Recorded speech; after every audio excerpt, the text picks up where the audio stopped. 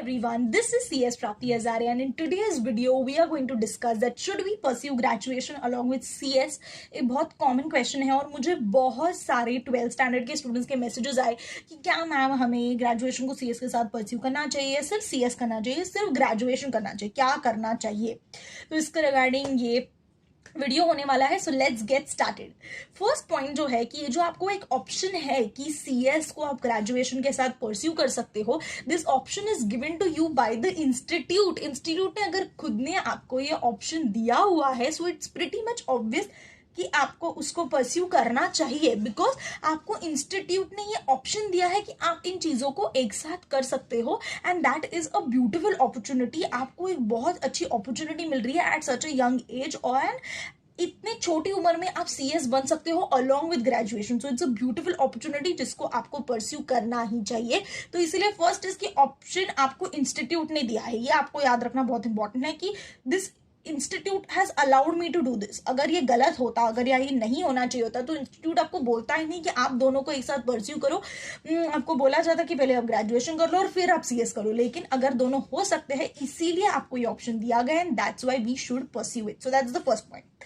Second point, आप जिस course को परस्यू करने जा रहे हो जो कि है company secretary course, it's a very uncertain course. Uncertain मतलब मैं कहीं पे भी आपके जील, आपके एंथुजियाज्म को कम करना नहीं चाहती हूँ, but all I want to tell you is that the course that you are pursuing is not some course which is sure shot. क्या आप CS EET के लेवल के बोल सकते हो कि मैं CS बनूंगी ही? हाँ, आपका पॉजिटिव एटीट्यूड है वो एक अलग बात है, पर क्या ये गारंटीड है? नहीं, it's nowhere written. It's obviously depends on your efforts, it depends on many zillions of factors जिस पे डिपेंड करता है कि क्या आप CS बनोगे। तो बहुत सारे फैक्टर्स एक साथ आते हैं, तो इसीलिए किसी को गारंटी नहीं है। जब तक वो ब्लैक एंड व्हाइट में आ नहीं जाता हम बोलते नहीं कि हम CS बन चुके हैं, क्योंकि रिजल्ट आना बहुत इंपॉर्टेंट है। तो बहुत अनसर्टन है, फ्लक्चुएटिंग है ये कोर्स, और इसीलिए इट इज वेरी इंपॉर्टेंट कि आप साइड में कुछ तो एक सर्टन परस्यू कर रहे हो। सर्टन का मतलब है कोई तो एक, हम बोलते हैं ना साइड किक, एक कोर्स आपकी साइड में चल रहा है जो आपके साइड बाय साइड चल रहा है, तो आपको ये फीलिंग नहीं आती कि अरे यार ये तो अनसर्टन है, कोई बात नहीं, मैं एक सर्टन कोर्स को परस्यू कर रही हूँ साइड बाय साइड। दूसरी चीज, जब आप फेल हो जाते हो अनफॉर्चुनेटली, या फिर कहीं पे भी आपको एक आधा अटेम्प्ट लग जाता है, तब मैंने बहुत स्टूडेंट्स को देखा हुआ है, मैंने फ्रेंड्स को देखा हुआ है कि वो फीलिंग आ जाती है कि अरे यार लाइफ के 6 महीने वेस्ट हो गए, लाइफ का 1 साल वेस्ट हो गया।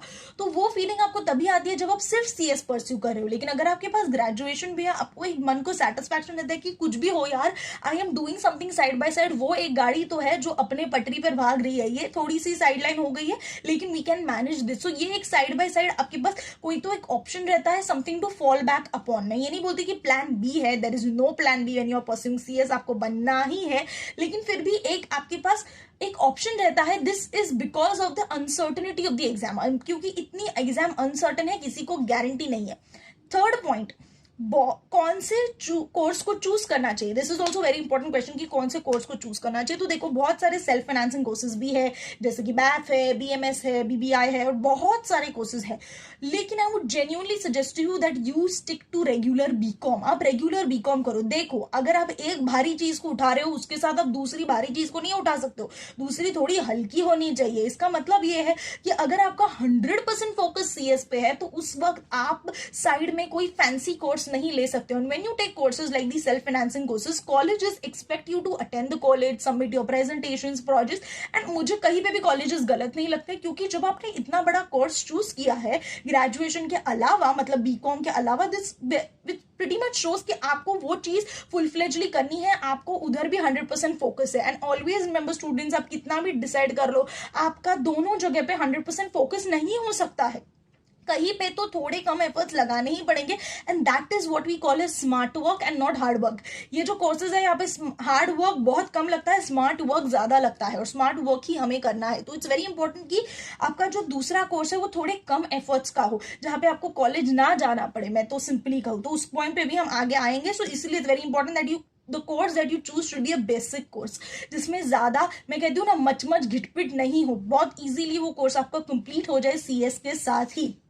Fourth point, easy to manage, बहुत बहुत ईजी हो जाता है आपके लिए मैनेज करना, क्योंकि आपने सीएस जितनी बड़ी पढ़ाई अगर आप ऑलरेडी परस्यू कर रहे हो तो as far as academics is concern आपको ग्रेजुएशन डिफिकल्ट नहीं जाता है, आप इजीली समझ सकते हो। उसके लिए कोई क्लासेस, ट्यूटर्स ये सब लगाने की कोई जरूरत नहीं है, आप अपने आप इजीली इन कोर्सेज को मैनेज कर सकते हो, ज्यादा एफर्ट्स की जरूरत नहीं लगती है। दैट्स द बेसिक्स, क्योंकि आपने इतनी बड़ी पढ़ाई ऑलरेडी कर लिया। मैं ये नहीं कहूंगी कि CS and graduation is absolutely same, it's somewhat not like CA में ऐसे होता है कि थोड़ी बहुत चीजें, many a times things are very much similar, लेकिन सीएस में ऐसे नहीं है। कुछ सब्जेक्ट, बहुत सारे सब्जेक्ट्स उधर अलग है, लेकिन they are very much manageable. अगर आपने इतनी बड़ी पढ़ाई कर ली है तो आप उसको भी मैनेज कर सकते हो। This is as far as academics are concern.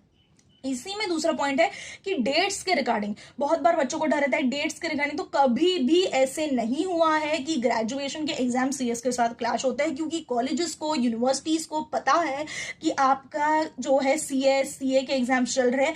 As far as CA is concern वो कभी कभी क्लैश हो सकता है, लेकिन सीएस तो कभी नहीं होता, क्योंकि हमारा जून और दिसंबर है, तो इसलिए वो कभी क्लैश नहीं होते हैं। आपकी जो ग्रेजुएशन की एग्जाम होती है, अभी एग्जाम्पल जून के कॉन्टेक्स्ट में अगर अब मैं बोलूँ तो अप्रैल में होती है, मेरी 18 अप्रैल को थी, मतलब एक वो, मतलब मेरी ग्रेजुएशन के वक्त उस वक्त डेट्स लगे थे, लेकिन अकॉर्डिंगली मई में भी कभी लगता है। So after pursuing your graduation, मतलब आपकी जो एग्जाम्स कंप्लीट हो जाने के बाद ग्रेजुएशन, आपको अच्छा खासा 20 से 30 दिन का पीरियड मिलता है। एंड आई ऑलवेज फील कि अगर आप मेंटली प्रिपेयर्ड हो कि मुझे आगे जाके मेरा ऐसा ही शेड्यूल होने वाला है एग्जाम के पहले, तो you can manage it if you plan properly. Obviously planning is very very important. तो इसके लिए डेट्स तो कभी क्लैश नहीं होंगी, कभी ऐसा नहीं होगा कि अरे यार सीएस के एग्जाम्स के साथ ही अभी ग्रेजुएशन के एग्जाम्स लगे हैं, ऐसा कभी भी नहीं होता है। नेक्स्ट इज कि कॉलेज कौन सा चूज करे। इट्स वेरी वेरी इंपॉर्टेंट कि आप जो कॉलेज चूज करो वहां पे आपको ज्यादा प्रॉब्लम ना हो। कोई भी आपकी डिग्री का कॉलेज इतना पूछता नहीं है, मतलब कहीं पे भी आपको ऐसे नहीं होने वाले अरे ये इस कॉलेज का है क्या। Obviously if you choose a good college this will obviously make a good impression on your resume. लेकिन अगर आप सीएस पे अपना 100% फोकस लगा रहे हो तो आप जो कोर्स परस्यू कर रहे हो उसका जो कॉलेज है वो बहुत बेसिक होना चाहिए। वेरी इंपॉर्टेंट कि आप इंश्योर कर लो कि वहां पे कोई भी अटेंडेंस की कोई ज्यादा प्रॉब्लम या फिर इरिटेशन नहीं है। इसके लिए आप प्रीवियस सीनियर से बात कर सकते हो, कोई उस कॉलेज का है आपके फ्रेंड्स से बात कर सकते हो कि उस कॉलेज में क्या सिचुएशन है, एंड अकॉर्डिंगली अपने कॉलेज को चूज करो। ज्यादा दूर का कॉलेज मतलब थोड़े घर के पास हो तो ज्यादा अच्छा हो जाएगा, क्योंकि आपको ट्रैवल भी करना है। सी ऑलवेज रिमेंबर आप 2 बच्चों को एक साथ संभाल रहे हो तो आपको दोनों को मैनेज करना है, तो इसके लिए आपका कॉलेज भी बहुत, मैं बोलूंगी आपके अटेंडेंस वाइज कोई ज्यादा इरिटेशन नहीं होना चाहिए, ऐसे कॉलेज को आपको चूज करना है। एंड लास्टली द बिगेस्ट, मैं कहती हूँ ना, advantage of pursuing 2 courses at a time is the golden opportunity. ये आपके पास एक गोल्डन अपॉर्चुनिटी है जो आपको मिली है at such a young age. Like as far as I am concern, I have completed my graduation and my company secretary course at the age of 20। I am just 20 years right now, I am just 20 years old right now. तो इसके लिए वो बहुत एक एस्टैटिक feeling होती है जब आपको पता चलता है कि यार मेरे दोनों कोर्सेज हो चुके हैं, मैंने ग्रेजुएशन भी किया है मेरा सीएस भी हो चुका है। वो फीलिंग बहुत अच्छी है। एंड आई जेन्युइनली फील कि अभी आप कोई बच्चे नहीं हो, छोटे बच्चे नहीं हो, आपको इस यंग एज से पता होना चाहिए कि कैसे मल्टीटास्क करना है, कैसे 2 चीजों को डील करना है एट द सेम टाइम।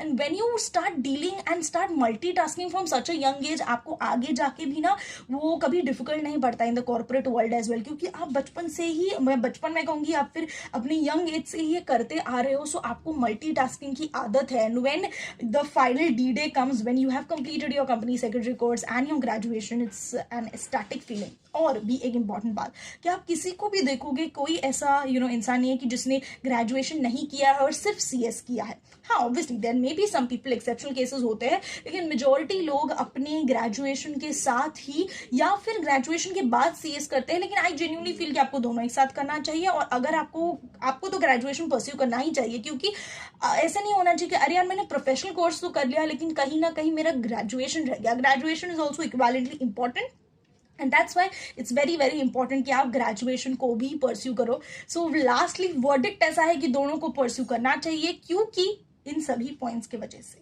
जो हमने अभी इस वीडियो में स्टेट किए। इसके अलावा भी आपके कोई भी डाउट्स हो so please let me know in the comment section below. Don't forget to do the usual, that is like, share and subscribe, and follow me on Instagram at cs.prapti.hazare. All the best, do well, make your parents proud, because it is a great feeling when you add the prefix of CS before your name.